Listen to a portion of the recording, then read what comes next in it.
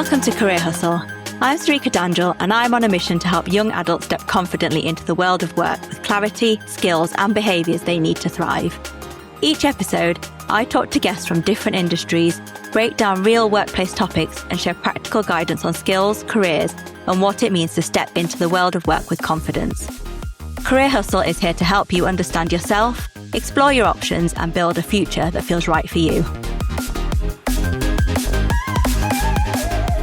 Welcome to Career Hustle. Today's guest is someone who proves you don't need connections, privilege, or a perfect CV to build a career. You just need courage, consistency, and the willingness to talk to people. I'm joined by Gunpreet Singh, Paraplanner at Hoxton Wealth. Gunpreet arrived in the UK with a small network, but his natural ability to connect with others really helped him build valuable relationships and open up opportunities. So welcome, Gunpreet. Thank you so much for joining us. So your story, it really brings to life in a real way. You've moved from Punjab in India all the way to the UK without kind of like a ready-made network. So you've no family, not the traditional background that people would assume you need to be successful in work.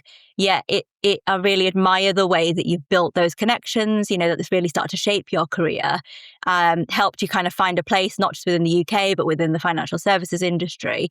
And it looks like, you've used that to really create opportunities that, maybe you couldn't have predicted. So let's start, your story right at the start. So, what was life growing up like in Punjab?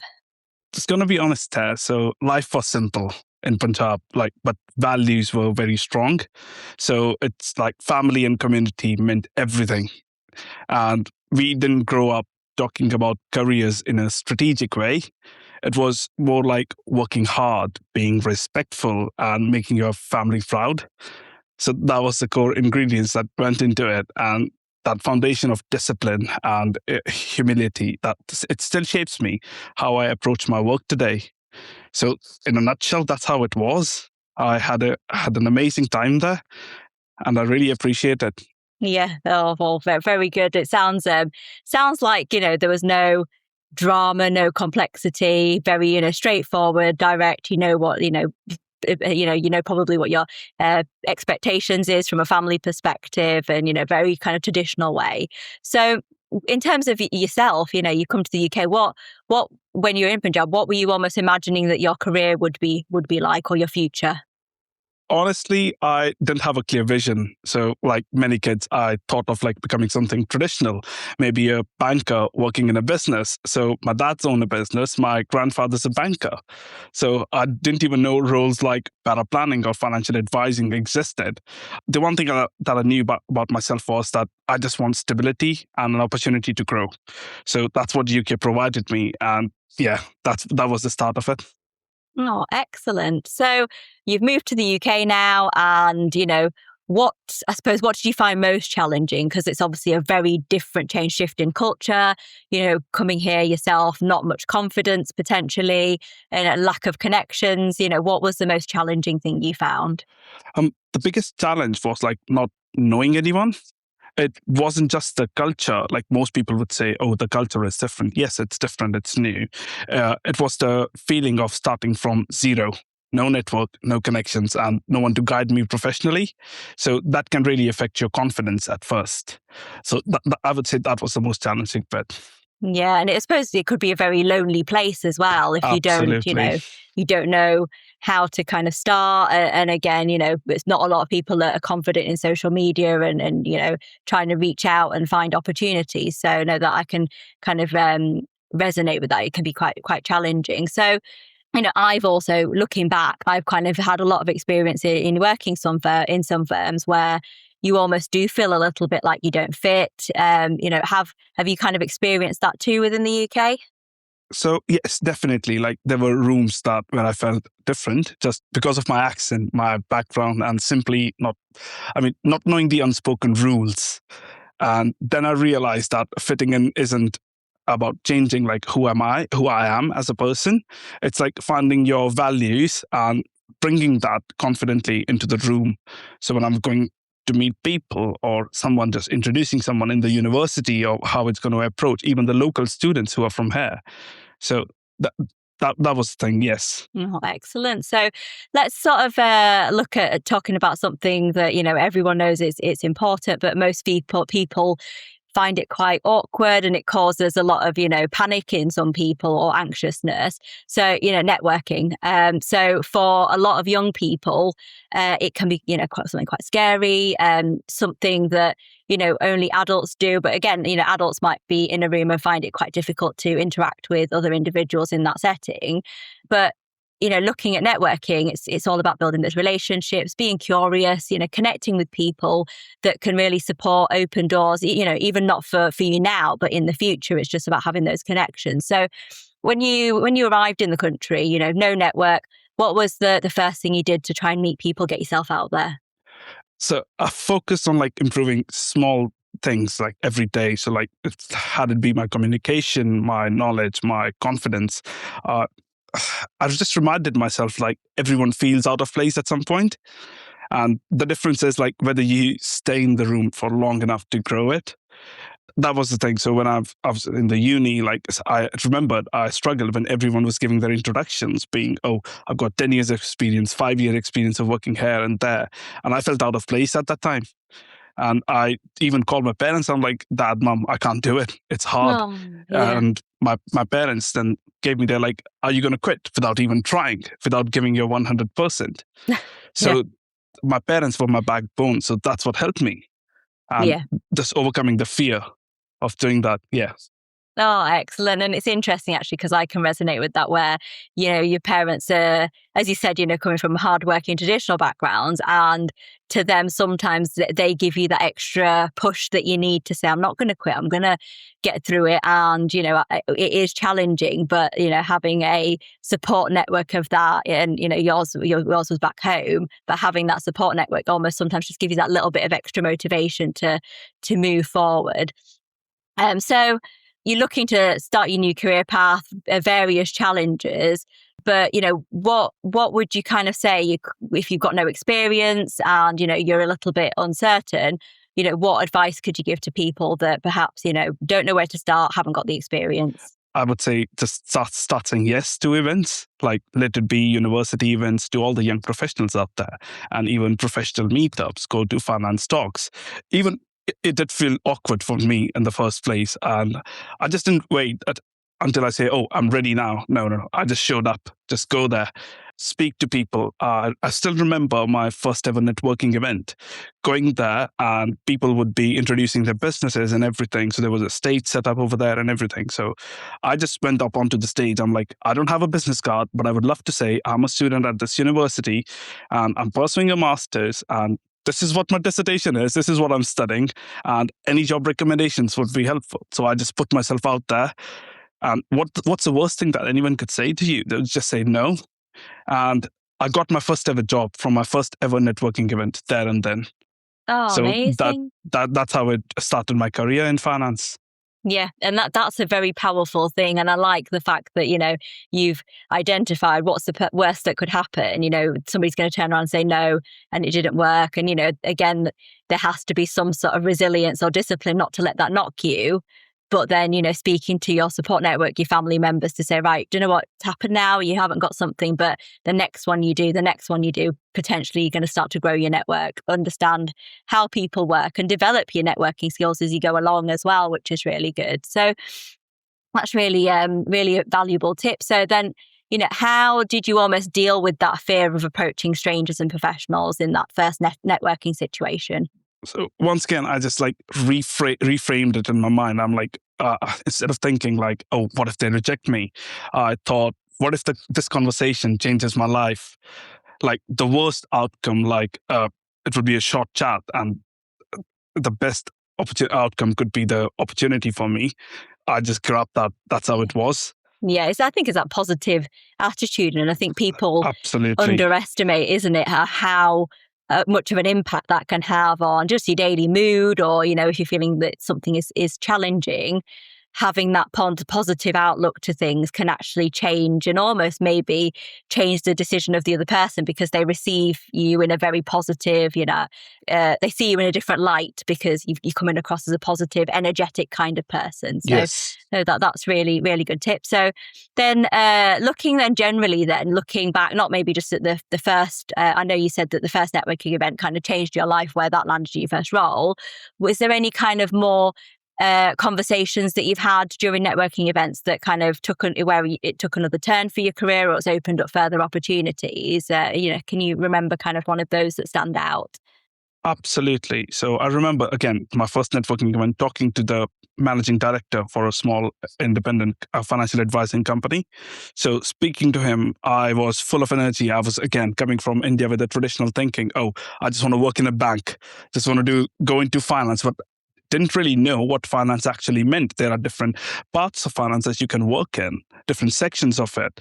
And he just explained, I just spurred out. I'm like, okay, I want to work in big companies, Goldman Sachs, all the big names that I could mention. And then he's like, yes, we are a small business, but what keeps it apart is that we create a value to the society.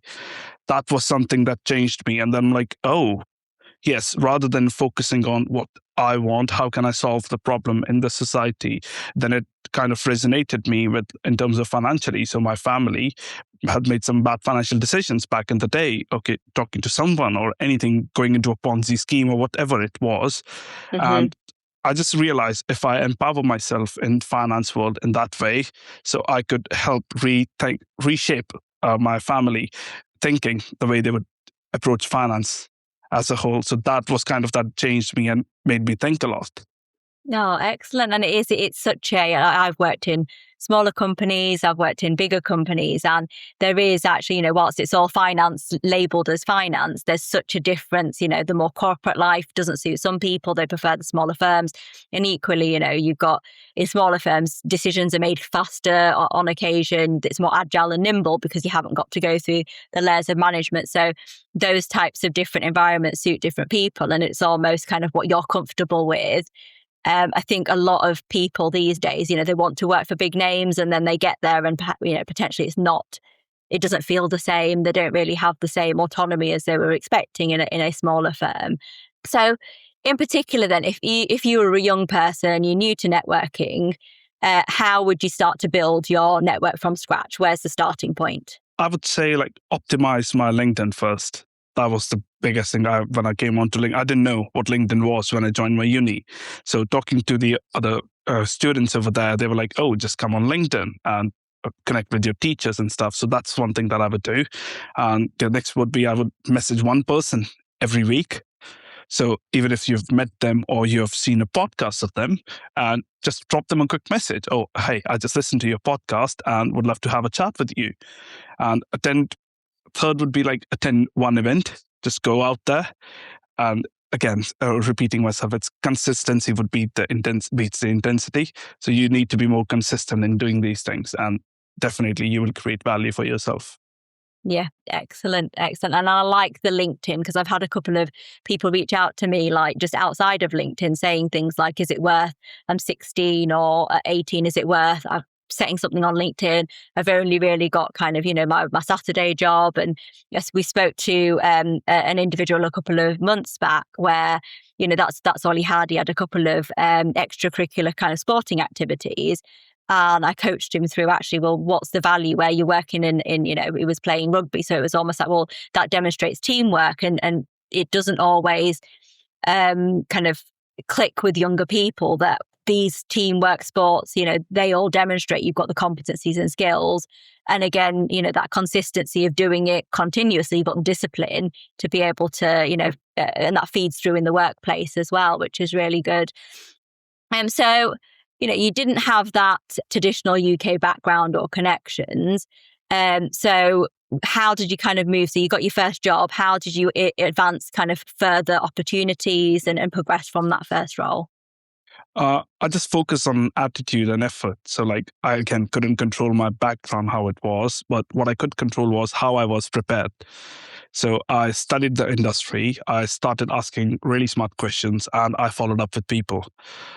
Again, if I read an article somewhere of a person that I really liked, I would just go on LinkedIn, find them, and I would just drop them a message like, what's the best part of that article that I liked? So that way, again, I've created a connection there. And once you meet them again at an event or something, and then it comes to life, there's your connection then. Yeah. So that's what I would say. Yeah. Excellent. Excellent. So, that's something that I really admire about you. And, it's actually how you live the things that, people sometimes just talk about. It's just an idea of, I'm going to go to a networking event. I'm going to have conversations with people.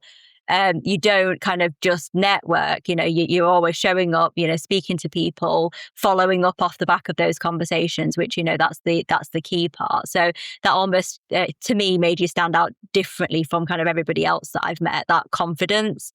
When we met at the Verve Group event, that's what kind of struck me, is that courage to walk up to somebody and say, actually, I know who you are. I've seen you on LinkedIn, start a conversation.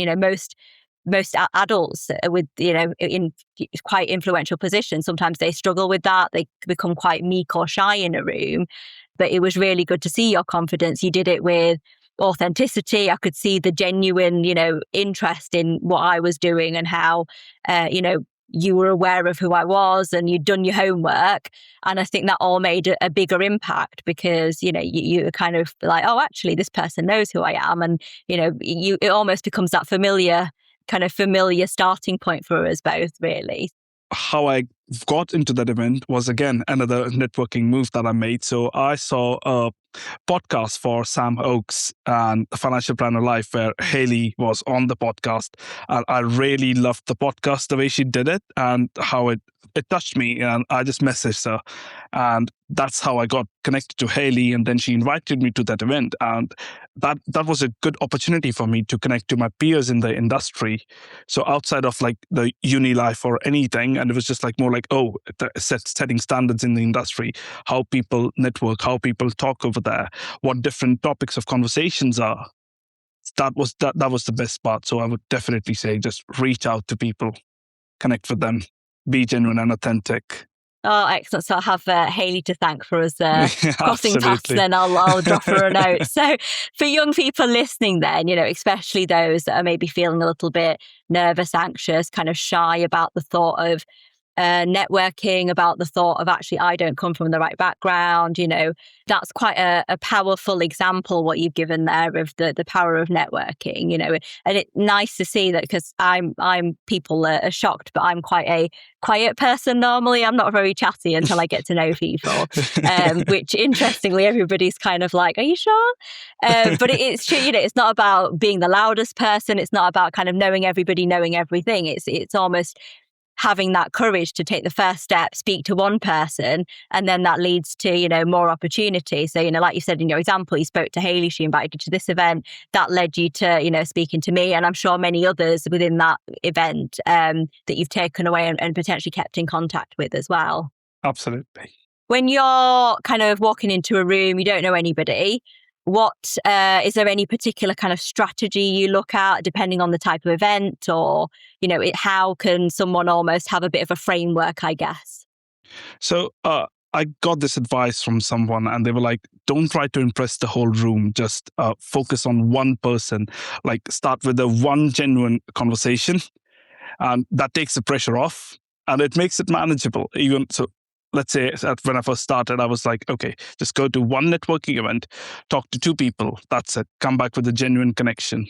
I tried this before as well, where I just go to a networking event and talk to, 10, 20 odd people. And that doesn't get me anywhere because I didn't learn anything new from them. And it was just more about making introductions. But whereas when you talk to one singular person and just be interested, be genuine, I think that beats it. Excellent. So you're almost kind of saying that, networking, there's the introduction part, but if you have kind of too many people you're speaking to, you don't get that kind of deeper relationship. You almost need to start that face to face, rather than having a multiple of connections, coming away with millions of business cards. It's better to focus small and Absolutely. better connections. Yeah. Definitely. Excellent. That's a very good tip. So you've got your foot through the door, you've networking with these people, you've got them connected on LinkedIn. What's the next step? How do you start to develop those long-term relationships so that potentially, it's not just a connection, you forget about them? How do you kind of build on that? So I would normally follow up like within the first 24 hours or 48 hours. Like, again, it's a bit generic, but mention something from the conversation that you had with them. Like, then stay in touch occasionally, like just like share an article with them and ask their opinion on something, congratulate them on a milestone that they might have achieved. So again, these relationships, they grow through consistency. So that's what I believe in. Oh, excellent. No, that's really good to know. And I suppose it's then that next step, isn't it? You've created your LinkedIn profile. You can't just leave it there and add a few connections. It's about how you're then using that as a tool to support the networking and potentially, adding individuals that, you meet either through LinkedIn or, you read an article that's come up on the feed, it's interested you, and then, linking in with them in that way. So again, would you kind of say that whilst you're going to these networking events, how would you, or is there any tips in terms of utilizing LinkedIn where you're trying to almost build those connections, but you might not have the opportunity to meet those individuals? How would you kind of tackle that? I would say comment like thoughtfully on LinkedIn posts that people have, like, not just by saying, great post, but something more like meaningful. It's kind of a networking in a low pressure way. Because I had one of my friends from the uni, so me and her, we started together on a LinkedIn journey, and she created her own LinkedIn, and somehow she really transformed it a long way. And she got handpicked by a Norwegian investment bank while she was still studying in the university. So that says a lot. So the tip was she shared her visions, what she was thinking, the subjects she was studying, the case studies, and reaching out to people. So I would say that was the best thing that motivated me a lot in a way. Like, there's a lot of opportunities out there. Yeah. Yeah. So was she more following, where you say sharing her thoughts, posting about maybe relevant topics, but her view on relevant topics rather than just interacting with other people's posts? Absolutely. Right, okay. So she was talking about investment management side of things, even though she wasn't even studying investment management. She wasn't even interested in that part. But again, she just shared her thought in a genuine way, like, this is what I think, and sharing different articles, doing research on those. So that was the best thing for me as well. Like, I started doing that, reading more articles again, connecting with people. So that's how I got into it. Yeah. And it gives you an opportunity where you're sharing like that, you understand the topic, the industry you're in, you understand the impact of certain, events. If you're commenting on, a political event and how that impacts in financial services, how that impacts the financial services markets and what have you. So that's quite interesting. And that's a good tip, because a lot of individuals, younger, they don't have much to kind of talk about. So they'll set up their LinkedIn profile, but you'll see that they don't really do much with it. They don't, occasionally they might send a like over or, maybe an odd comment on something, but it's almost like you say, I like the way that you mentioned it's like the networking, but low pressure way where you can kind of start comfort of your own home. You've got time to think about what you're saying rather than in a networking event where you're almost like, this is first impressions and you've got a little bit of extra pressure trying to speak to somebody and come across with, you come across like you know what you're talking about, come across confident. It's quite scary. That's really useful to kind of understand how to set up the LinkedIn profile. So if someone, our listeners, if they're kind of feeling shy or unsure, out of all the advice you've given, what would you say is the most, the smallest step they could take to just start on that networking journey? Like, I would say like your background isn't just your limitation, it's kind of your differentiator. So skills can be learned, confidence can be built, and same networks can be created. The only real barrier is like not trying, deciding not to try. I'm not going to do that. But instead of like changing your mentality and attitude, setting yourself up, you're like, no, I'm just going to go to the office today. I'm going to do this. I'm going to get everything done. I'm going to go to a networking event. That's the thing. Just go out there, speak to people, reach out, because most of them, I would say the best part is reach out to your alumni network. That's the best thing, because I went in for an interview. So I listened to a podcast for a guy and I messaged him. I'm like, I loved your podcast and this was really good. And he invited me to his company. He was a CEO of the company. He invited me to their offices. We had a coffee together. There I found out that he's my alumni from my university. Yeah. Oh, so that great. again created a different network for me where I could just go and approach my alumni from the university. And they're more than happy to help, I would say. Yeah, excellent. That's really good. It's almost using that experience from previous years of individuals to kind of say, well, actually, we've got something in common. And I think that's one of the key things in networking when you're having a conversation. I mean, people call it networking, but in essence, you're just having a conversation, and suppose treat it like you're talking to a friend. Find something that you're confident with, something that you've got in common. And then you can kind of build on that, and that builds trust.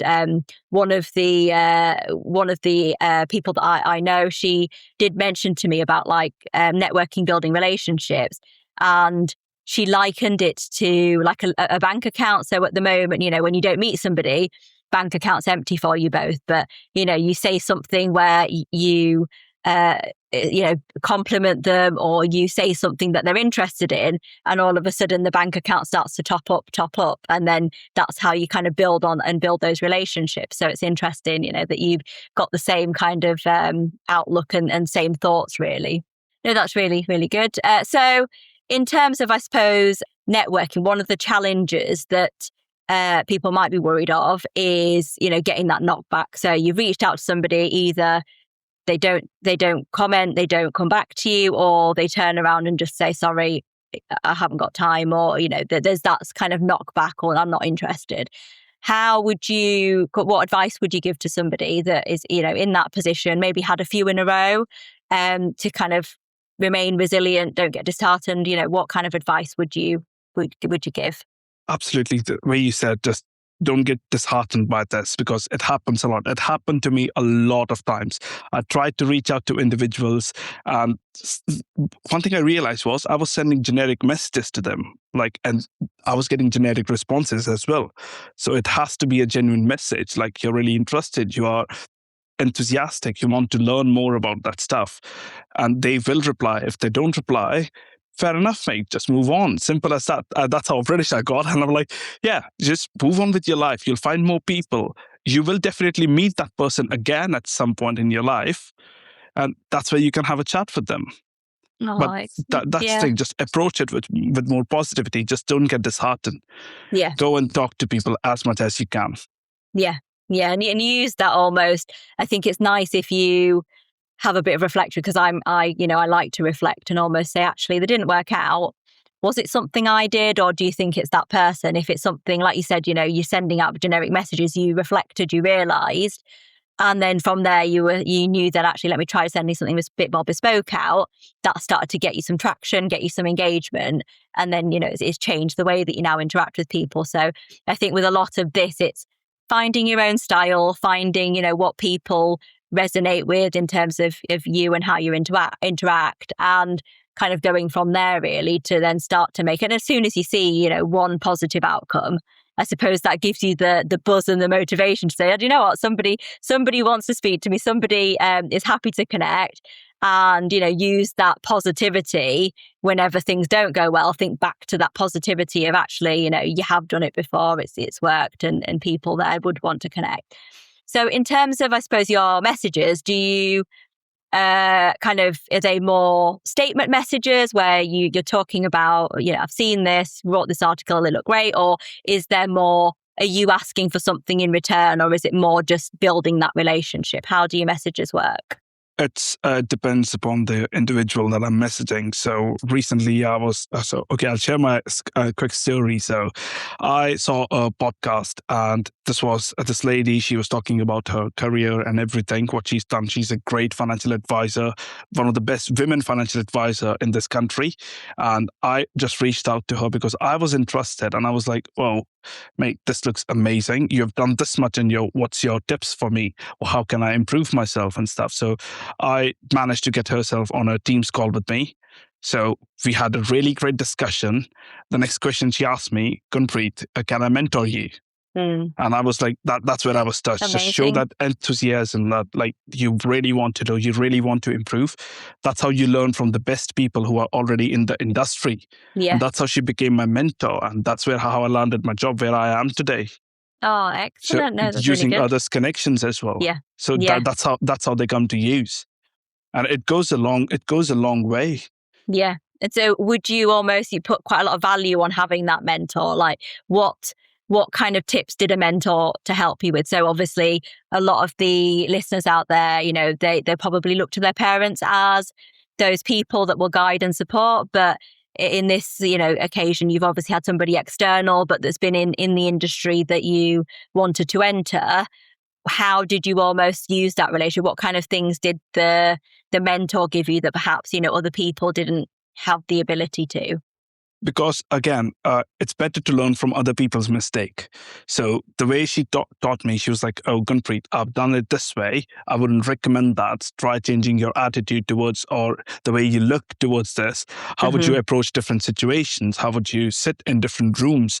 And it's more about talking about behavior of other people, how they would react if this was the situation, like getting me to thinking more strategically. So that was the part that improved me a lot. And again, I started asking questions to myself, like, oh, what if I was in that situation, what I would do? So again, our role over here is more client facing. So that's why that's how it improved me in a way. Yeah. As I was transitioning from a back office role to a front office role, that's how it improved me. Yeah. Yeah. I think that's one of the most challenging things in the workplace. Almost understanding how you have to interact and behave in the workplace, because then, it's not like school or college where you're not kind of dealing with, peers. It's different age groups, different abilities, skills, and you then put into a position where you've got, the expectation of being, proactive, getting on with your job, but equally how you're building and maintaining these relationships and, moving forward within the workplace. So no, that's really, really good to understand in terms of that experience. And in terms of, I suppose that's what the mentor gave to you. How did you almost prep for those sessions? Because I know a lot of people that they're like, oh, great mentor. And then they get to the meeting, they've not really prepared. And it's just a little bit of a chat. It's a bit of a stale conversation. Like, I always believe if you want to, you need to do some preparation for that mentor. Otherwise, it's almost a waste of time. So I started doing a SWOT analysis on myself. So that was something that I learned during my bachelor's. So when I was doing a bachelor's degree back in India, I studied about it, like what's SWOT mean, like choosing your strength, weakness, opportunities, and your threats. So it's a term we use in a business over here, like a corporate business or something, but it would apply to you as a person as well. So I highlighted my strength and my weaknesses, and I realized everything. And I had this discussion within how I should approach these, how I could turn my weakness into my strengths. Those kind of conversations. That's how I prepped. Okay, I started watching more and more podcasts again and reading more articles, studying more about different exams that I could give to be where I am today. So that helped a lot as well. Like, oh, I want to prepare for this exam. What's your guidance on it? Like, again, because I was very curious, like, how does it work in London in working in finance? Like, how can I approach different career paths? Oh, is there only one role that I can go for? No, there are different roles. So they explained to me what those roles were. So that was the thing, being prepared. Talking to my own colleagues back in the office because they are experienced as well. Yes, yeah. Absolutely. Excellent. Getting their opinion and then discussing that. Yeah. Oh, that's very how my good. preparation went. That's really interesting you say about, the SWOT analysis, actually. That brings me back, from quite a long time from my, early management days, but it's such a powerful tool. And one of the kind of foundations that I want to kind of build this whole career hustle platform on is the fact that, everybody should start with that self-reflection, because if you don't know what you're good at, nobody else is going to know. And you're not then going to be in a position where if you recognize your strengths, you'll be able to effectively, market yourself to various companies, various people, but equally with your strengths, some of the strengths you're sat there working on, they might not even be, some of the weaknesses that you're sat there working on, they might not even be relevant to the industry you want to go into. And therefore, actually, are you just wasting time kind of polishing upon those areas when you could be focusing on kind of, other growth in other areas and development in other areas. So no, that's really good. I think the hardest thing with the SWOT analysis is it's quite subjective. So I might say, I'm really strong in this, but equally from the outside perception, it's quite challenging. Absolutely. So, I don't know if you did, but another way of kind of looking at how people perceive you is that the 360 feedback. So, you anonymously send questions out to friends, relatives, people you worked with, and they give you honest feedback anonymously about actually how are you perceived in different environments and different, sort of settings. So I think, that's quite interesting that you've said that, because it does bring back memories from back in the day.